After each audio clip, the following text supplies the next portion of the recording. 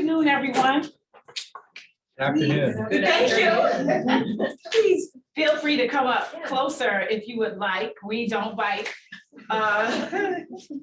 But as the dean intro, we're here not only to learn more about Angela, but also get her insight from being a person in industry and now as an entrepreneur about her trajectory, how she's gotten there, and then get insight on what's going on, today in the world.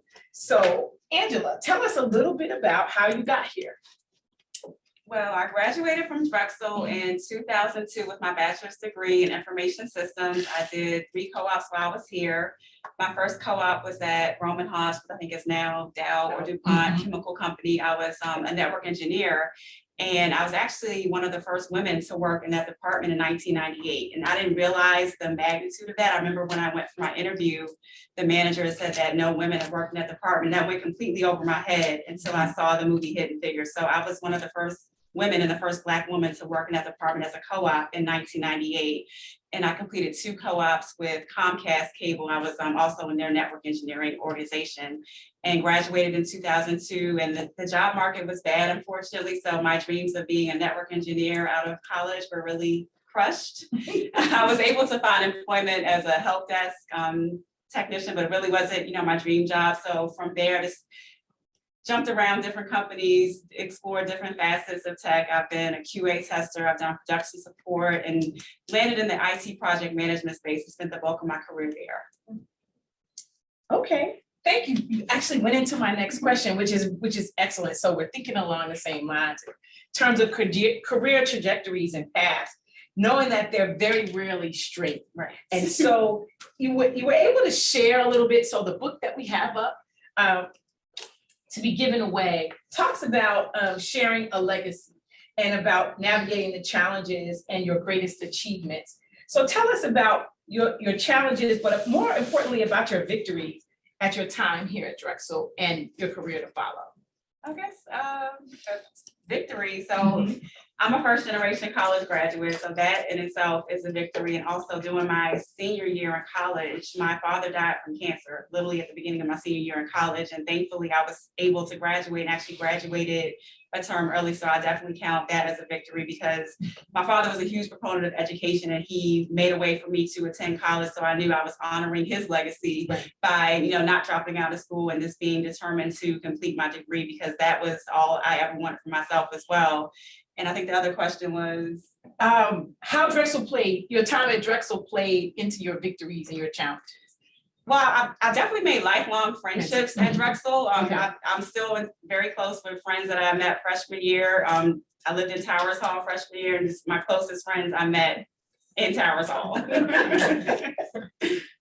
And you spoke of your Drexel network in this text. How has your Drexel network impacted your career?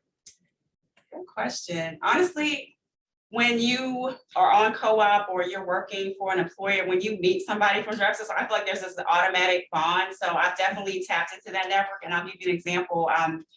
I took a job with Microsoft a few years ago and I relocated from Philadelphia to Seattle. And one of the first things I did, I went to LinkedIn. I pulled up the LinkedIn alumni feature and started searching for Drexel alumni in the Seattle area. So I had people to connect with once I moved to Seattle. So I definitely leveraged that. And actually, when I was looking for places to live in Seattle, somebody that was affiliated with Drexel actually referred me to the place that I lived in Seattle. So I tell everybody all the time, like, do not underestimate the power of the Drexel network and LinkedIn alumni feature. So we just recently celebrated International Women's Day 2023. And their campaign theme is Embrace Equity. And part of bringing Angela here is part of that celebration. We know that equity isn't just a nice to have, as the dean spoke to, but it's a must have. And so we're focusing on gender equity needs and how it's a part of our society's DNA. So we know that it's critical to understand the difference between equity and equality. And so this year, the campaign was going about to understand why equal opportunities aren't just enough. We need to be equitable. So what does embrace equity mean to you? Well, the first thing that comes to mind to me, especially today being March 14th, is actually Pay Equity Day. So Right. pay equity and women are underpaid. I think today is like women have to work until March 14th to make 84 cents of the dollar. Right. And it gets lower for other minorities. So pay equity, I think one way we can change that is through pay transparency. I know some states are starting to enact laws that require corporations to actually publish the salaries of jobs. So I think that's very important. I also think it's also important that people start sharing salaries amongst themselves. Yeah, very much important. So there was a LinkedIn study of about how almost 70% of Gen Z and millennial Americans stated that they plan to leave their jobs in 2023. American workers are really making a change in their careers. How do you explain or how do you work in this issue of working and changing positions and leaving positions in a time that seems to be very unstable as part of your coach practice? Yeah, that's a great question and challenging question. Okay. I can understand why people are leaving. I mean, I think the statistics that over 100,000 jobs in the tech industry have been eliminated since January. So there really isn't true stability. And a lot of people are embracing the concept of having a side hustle where they have a business of their own on the side. So honestly, just given the state of affairs right now, it really makes sense to have something to fall back on. And you should really pursue, what's impactful for you, what makes you happy. And if corporate life doesn't suit you, there's entrepreneurial life as well. So as you think about what you would suggest to your 22-year-old self in this environment, what would be your top 3 things you would tell young Angela about as she embarks upon this journey and maybe, just like you did not find the first fantastic career, but had to make her way there? First, I would say definitely trust your intuition. And that's something that I've learned and still learning as I go along. Oftentimes when I've ignored those, those voices or those whispers in my head, I should not have ignored those whispers. So if you're having those thoughts and feelings about potentially, trying something new, moving to a new state, don't ignore those thoughts and feelings. I would also say definitely work on building your network. I wasn't really actively networking very early in my career. That's something I learned and developed later in my career. So definitely networking and also working on forming mentorship and sponsorship relationships, and more so importantly, sponsorship, especially if your goal is to really rise up the ranks within your career and pursue executive leadership positions. How have you seen a difference in your technical trajectory and your management trajectory? That's a good question as well. Honestly, it's been challenging. And that's one of the reasons why I've typically moved around a lot in my career, because I've been told, no, you're not ready. No, you're not ready. But I knew I was ready. And sometimes me demonstrating my readiness was to leave an organization and move to a new company. So my advice would be just to always, believe in yourself and believe in your abilities. I've worked for people that have had less credentials than myself, but that they're telling me that I'm not ready, but you don't have the credentials that I have and you have the opportunity. So you just have to go for what you know and just believe in yourself.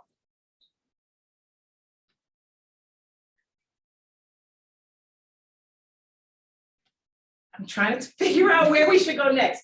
So let's investigate a little bit going into what the dean spoke to about driving change here in this environment as we look to increase our numbers and the way our college looks. What suggestions would you have for us to drive change here? Well, first, it definitely has to come from the top. The top has to set the tone. And I think there also needs to be accountability. And I believe one of the reasons why we aren't seeing any change in terms of the numbers and representation, the numbers have been flat for years and years, is because there really hasn't been any accountability since most of the tech companies have started publishing their diversity numbers, which I think started back in 2014. Right. You can go back to 2014 and really, there hasn't been much movement.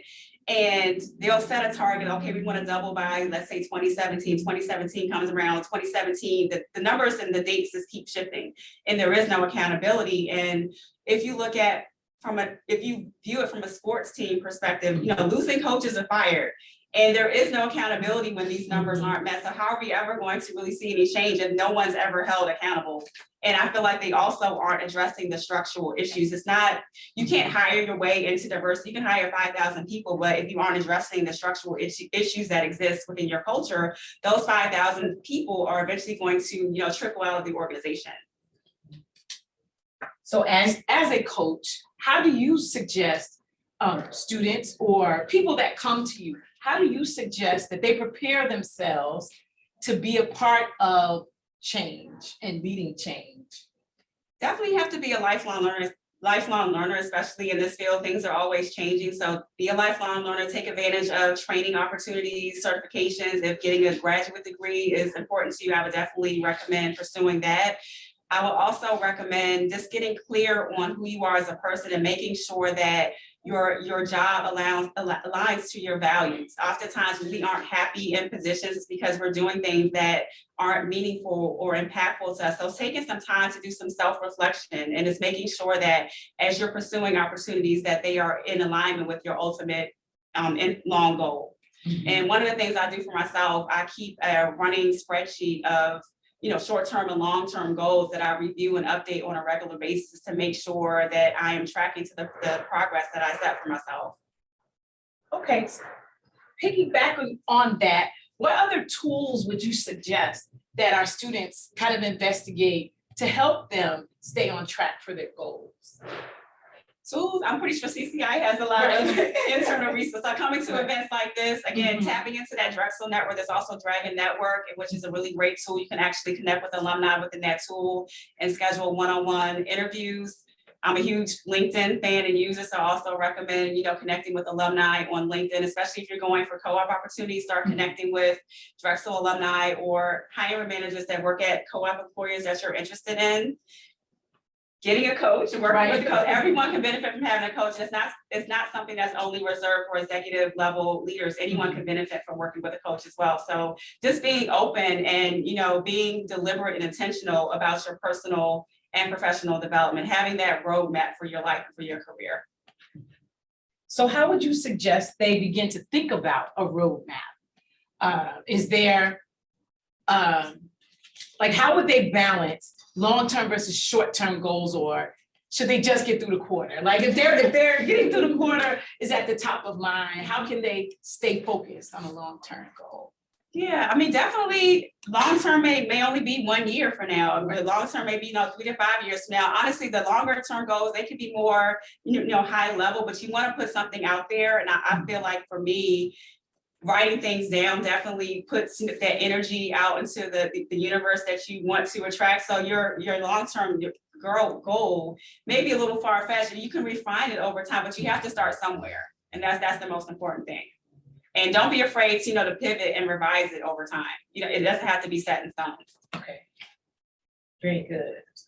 Michelle, do you want to so we put some Post-its on the tables if you would want to write down any questions you might have for Angela or Dr. Rogers, and then we can also take some from the audience too. I have one more question. Excellent. And then we were going to questions for the group. So our last question is, so what's your next adventure? My next adventure is continuing to build out my business. I recently made a pivot into leaving corporate life into entrepreneurship and focusing on my coaching and consulting business full time. And I'm also in the process of writing my first book as well. Okay. If you have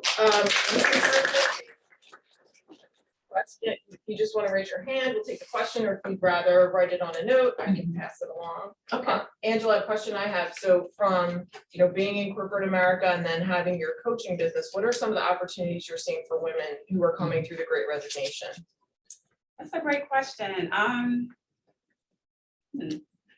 I haven't seen much. I haven't had really much interaction yet with people that have been affected by the Great Resignation, but I would just definitely say it's definitely an opportunity to reinvent yourself. And I would say, if you are impacted by a layoff, don't take it personally. It doesn't reflect anything negatively on you as a person, and you can reframe it as an opportunity for yourself. I know some people that have been impacted, they are now actually pursuing, potentially starting businesses with the severance packages that they were given from their employers. and reinventing themselves. Thank you. If you have any questions, I'll take them, but you can also just raise your hand. Go ahead, certainly. Thank you so much for having this conversation. I think one of the questions that I had is more related to how you have faced imposter syndrome, and if it's still something that you face, how do you overcome it? And how do you suggest that a student overcome it or student?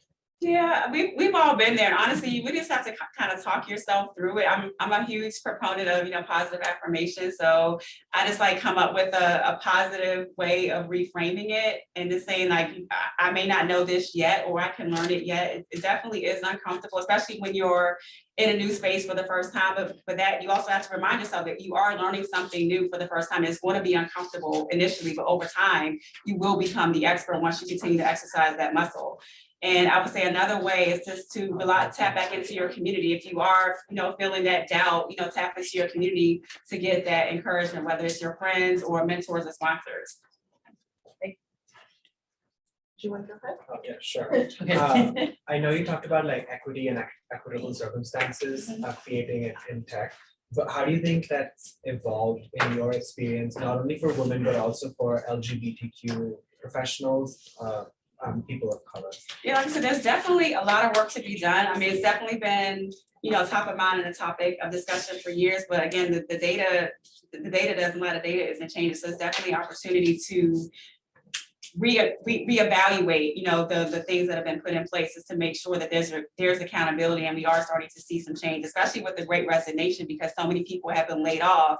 I'm curious to see what the new diversity numbers are going to look like as a result of all these layoffs, because women and people of color have been significantly impacted by those layoffs, as well as diversity professionals. And they're the ones supposed to be driving the change. So how are we going to drive change if the people that are in charge of that are no longer there? Thank you. Was there a question on that side? Yes, yeah, young lady. You talked about tapping into your network as Drexel network. I was wondering how you made those personal connections with people and how you kept those bonds with people that you met just because they're other Drexel alumni. Yeah, honestly, just put myself out there, just literally like sending a personalized, if I didn't know the person, just sending a personalized LinkedIn, connection request saying like, hey, Michelle, I noticed we're both Drexel alumni. I'm moving to Seattle, Washington, and I'll be working for Microsoft. I would love to connect with you. Can we schedule a 15-20-minute virtual coffee? So virtual coffee or in person, that's literally how it starts. And I'm huge on, maintaining the relationship. So after the virtual coffee, I have like a mental note just to tap back into the people periodically to say like, hey, how are you doing? So not being afraid to put yourself out there. And I would say definitely make sure you personalize the invite. Don't send the generic, please add me to your network. Tell the person why you want to connect. So there was a question from the crowd of how can men support women better?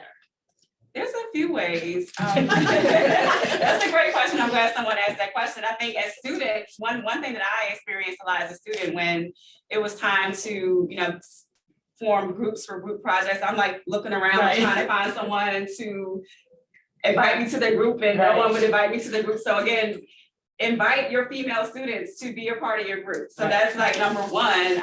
Also, give them an opportunity to speak up. If you see there's a female student in class or in a meeting and they haven't, had a chance to speak, invite them into the conversation, and you can be an ally for them. We talked about pay equity, share salaries, compare salary information and see if you are being paid the same salary for the same type of job. So there was a question about you sharing some of the mistakes you've made and how others can avoid those mistakes. Mistakes, yeah. I guess one mistake, I feel like I had a lot of shame my freshman year because of my GPA. So I was, first generation, and when I was in school, there was no computer science education. So my first exposure to tech, I guess, outside of teaching myself how to do things on my personal computer, was computer science 101. And at that time we had to learn C++, and we had to literally code HTML from scratch and make websites from scratch. And I'd never done anything like that before. So all my computer science classes in my freshman year, I got straight C's, which killed my GPA. And I had like a lot of shame as a result of that, because I was like an AB honor roll student in high school. And as a result of that, because my GPA wasn't like a 3.0 in some cases, I wasn't allowed to apply for certain co-op jobs. So I felt like I wasn't, it was very uncomfortable.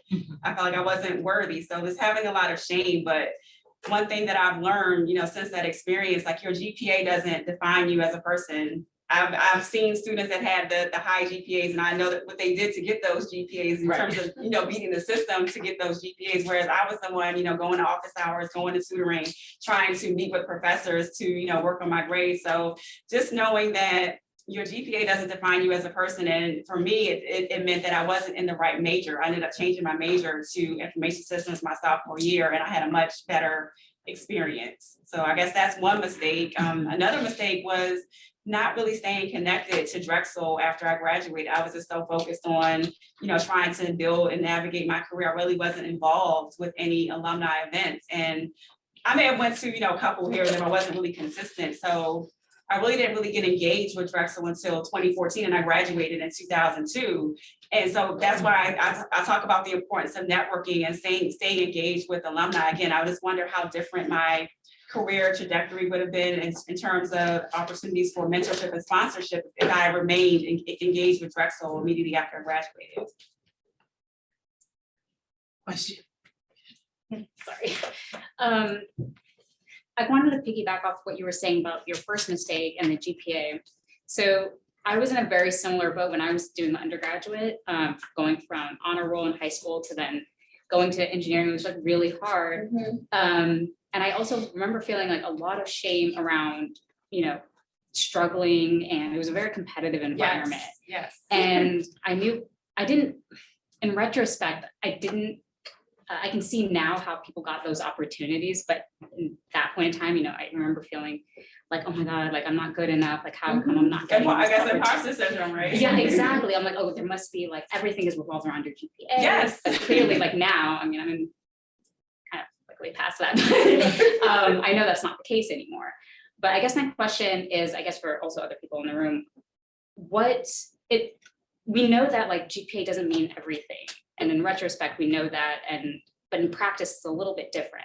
I still meet to this day where, people that are, getting a lot of opportunities, and which is great, it's probably well deserved, but how can you, for, 21-year-old me, what would have been like, I guess like, what could I have done to kind of put myself out there to convince people that I am not just my GPA. Like I struggle, but like my GPA isn't anything, like everything. I can still do it. You know what I mean? Right. That's a good question. Honestly, I think it sounds like you did everything you did in that case. And it really has to come from like a culture shift, and companies and really have to stop putting so much emphasis on GPA. So honestly, there's a story behind the GPA. My story was I was in the wrong major. Once I switched majors, my GPA improved. So it's really getting to know the person on an individual level. People may have low GPAs because they're working, 3 part-time jobs trying to pay for tuition, which may result in a low GPA. So it really is no indication of your work ethic. Again, I've worked with people that may have had like the 4.0s or the 3.8 GPAs, and they've had horrible work ethic.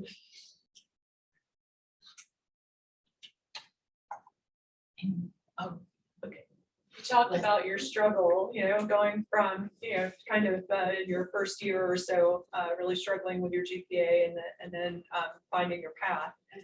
Were there specific things that faculty or professional staff did, or even other students did to support you that you can share out here so that we can all learn from that?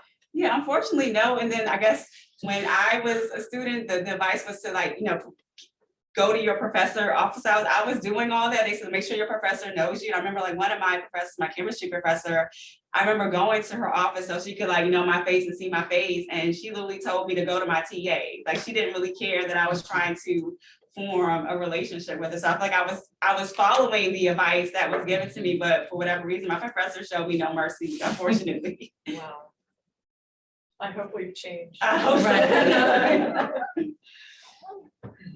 So, Angela, could you talk a little bit about, since you are a coach, the difference between coaching and mentoring? Yeah, sure. That's a great question. And a lot of people, I guess, get the two confused. So a mentor is someone who is essentially, walked in your shoes before they're going to give you advice. This is how I did it. Coaching, not so much. So coaching is really helping you uncover the answers to your questions. You are the expert of yourself. So with coaching, coaches will ask you questions to get you to be introspective and essentially guide you towards your own conclusion. Coaches will not give you advice. That's the biggest difference. Like, don't come to a coach expecting, like, what do I do? We're not going to tell you what to do. We ask you, what do you think you should do? You know, what thoughts or emotions are coming up when you consider the situation? How do you want to feel? We had a similar question from the crowd about how do you think students would benefit personally and professionally from a coach? Yeah, definitely, especially having a coach that's worked in the industry. Again, we don't necessarily give advice, but we can ask permission to share certain things. So again, just having that insight from someone who was essentially, you know, walked in your shoes. So you talked a lot about transformation and carrying shame or holding on to failures is kind of like one of the main reasons why we hold ourselves back in our career and we don't achieve as much as we want to. So what are your kind of tricks besides affirmations that you use to kind of let go of the past and live in the present? That's a good question. That's a good question as well. Going to therapy, working with a therapist. I've also had my own coach as well, and that's definitely helped me, you know, get past some issues and reframe some thoughts for me. And just, you know, tapping into my community again, doing the same work that I would recommend to other people. So the affirmations, goals, just being introspective. I also journal a lot too. So I also find various, you know, journal prompts that I just go through just to kind of just be introspective with myself. Does that help? Just piggybacking off the fact that the incidents that you talked about in your college, is this something that we can do to generally support students and women more? Any events that you think you wished you had in college, or any initiatives that you wished happened when you were in school? Yeah. Again, piggybacking off of Equal Pay Day. So I think one opportunity, I don't know if this is allowed with co-op, but definitely negotiation skills. I guess like teaching, you know, students, and particularly female students, how to negotiate job offers. I think that's important. And it also aligns with the pay transparency. So I thought that, I would say that's probably the biggest thing and the biggest opportunity, especially for women. And again, this encouraging women to particularly apply for a role, or if you see a woman maybe struggling with some aspect of the role, you know, pulling her to the side as being, mentoring her and giving her that support that she needs. Does that help? Thank you.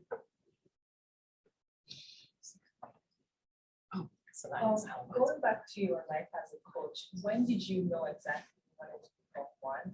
And what does it take to become a coach? That's a great question. So coaching, I guess like fell into coaching in a sense, and because I did not have mentors very early in my career, I gravitated to mentoring other women just because I didn't want them to have to experience certain things that I've experienced in my career. I wanted just to pass on the knowledge that I had. So I definitely had an affinity for mentorship. And I think it was back in 2020, I did like an archetype assessment, and my archetype assessment type was like pusher, and it was like the type of person that's always, you know, supporting, encouraging. I'm like, that sounds like a coach. So that got me curious about, you know, coaching. So that led me to pursue a basic life coaching certification. And fast forward to 2021, I was accepted into a coaching fellowship, and I was able to get professional coach training through a training organization called IPEC, the Institute for Professional Excellence in Coaching. And I received 3 coaching certifications. So I'm certified as a certified professional coach. I'm also certified as a core leadership dynamics specialist. And I also hold a certification called the Energy Leadership Index Master Practitioner, which is an attitudinal assessment that is specific to IPEC. And with that assessment, it gives you insights into how you view and perceive the world. A lot of people do like the Myers-Briggs. It's different from that because it's an attitudinal assessment. It's not a personality assessment. So with coaching, there's, like I said, there's tons of training, I guess, like organizations you can go through that will help you get certified. But when you are pursuing those certifications, there's the International Coaching Federation, which is a governing body for coaches, and they are like the the main standard for coaching. So you want to make sure that whatever training program that you are affiliated with is in line with the ICF. Does that help? As you think about leadership, can you talk to what leadership qualities do you think we can help our students develop? Or at least put in a structure for them to begin to develop? Definitely empathy. Okay. Number, you have to be able to, relate to people that are on your team. Community building, I thought, first of all, to be able, I think you really have to like people, because it's not about you, it's about building up the other person and creating other leaders behind you. So just knowing the importance and the difference of a leader versus a manager. I'm trying to think what else. Those are my top two. Okay. Yeah. Strategy is very important with, leadership. You have to be able to define the vision and bring other people along and help them see the importance of that vision. Any other questions?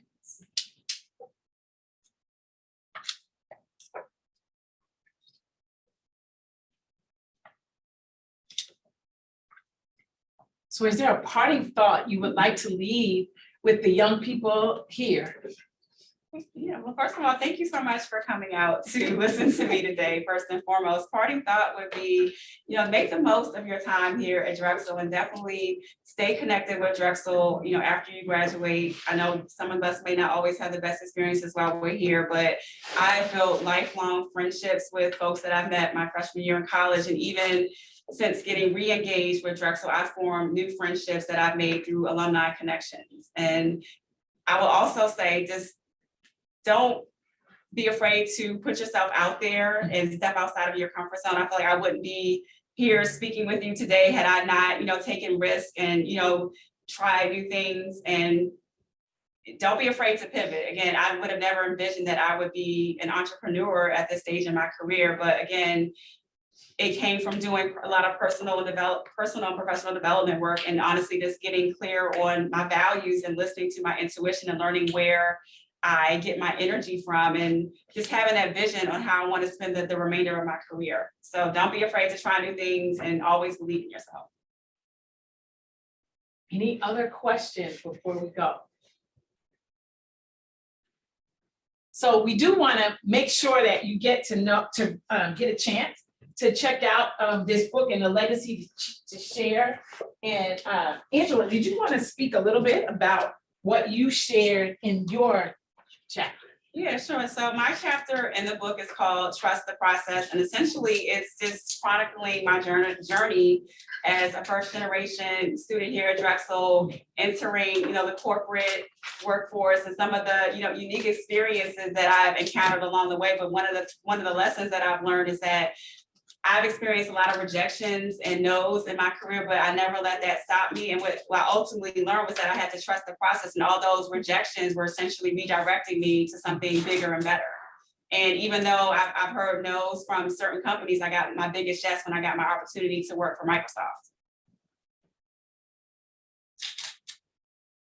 So this text is a collection of stories and celebrations of a number of students, former students at Drexel, who share their experiences, and we really appreciate that we were able to get some copies. We want to share them with you, and we appreciate that Angela came to share with us. So let's give her a round.